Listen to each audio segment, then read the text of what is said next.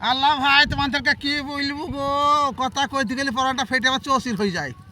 সেদিন ঘুম থেকে উঠে সকালবেলায় ঘুম থেকে উঠেছি, উঠে ব্রাশ করছি, আর এমন টাইমে একটা বোন আমার এসে বলছি, আল্লাহ পটল ভাই তোর যে কি হবে ভাই, তুই একবার পুরো জাহান নামে যাবে, তোর লেগে সারা রাত ঘুমোইতে পারেনি ভাই। আমি যে আল্লাহ সকালবেলা কি যন্ত্রণা এসে পড়লাম রে, আমি কোনো মাঠে ব্যবসা করতে যাব, আর এই জান্নাতের কথা কইলেও এবার আমি করতেই যাবো, যাবো যাবো না, আমি আমার কাজ করবো।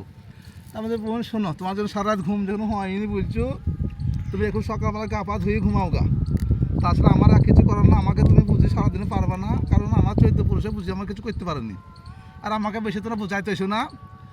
আর কথা হয়েছে শোনো, এই দুনিয়ার পাপ দুনিয়ার অন্যায় সবই করবা, তাতে কিছু হবে না। আর আমি ভিডিও করে বলে আমার জান্নাতের মানে জাহান্নামের রোজকাটি হবো, তাহলে আমি জাহান্নামের রোজকাটি হই, আর তোমরা জান্নাতে যেই সব কিলবিল করে বেড়াইও, আমি একলাই জাহান্নামে যাই।